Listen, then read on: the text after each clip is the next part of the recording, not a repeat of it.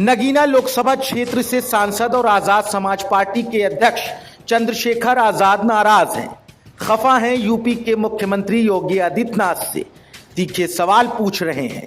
लेकिन इसकी वजह क्या है, आप भी यही सोच रहे हैं। चलिए बताते हैं। दरअसल योगी सरकार ने शिक्षा के क्षेत्र में बड़ा फैसला लिया है। इसके तहत राज्य के सरकारी स्कूलों में रामायण और वेद पर वर्कशॉप चलाई जाएंगी। सभी परिषदीय उच्च और प्राथमिक विद्यालयों में कक्षा 6 से 8 तक पढ़ने वाले बच्चों के लिए यूपी का सांस्कृतिक विभाग कार्यशालाएं आयोजित करने जा रहा है। इस कार्यशाला में संगीत कला के साथ साथ भारतीय संस्कृति से जुड़ी विधाओं की जानकारी बच्चों को दी जाएगी।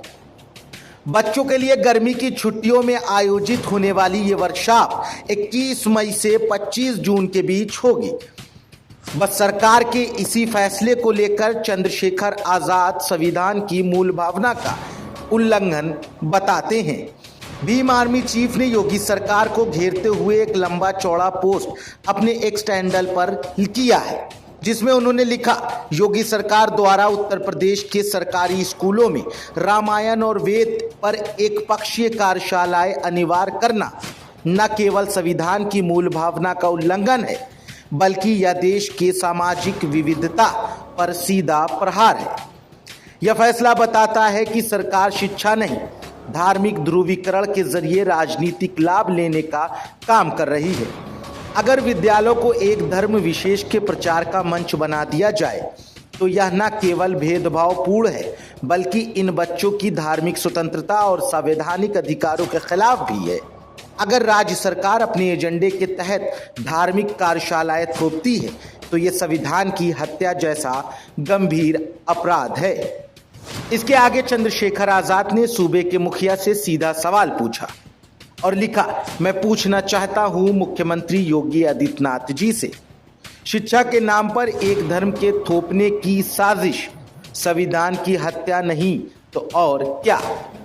अपने पोस्ट के जरिए नगीना सांसद ने राज्य सरकार को नसीहत दी। बोले, अगर धार्मिक या सांस्कृतिक विषय शामिल किए जाएं तो उसमें सर्वधर्म समभाव हो और बच्चों की पसंद व धार्मिक स्वतंत्रता का पूर्ण सम्मान किया जाए। शिक्षा का उद्देश्य धर्म प्रचार नहीं, विवेकशील नागरिकों का निर्माण होना चाहिए।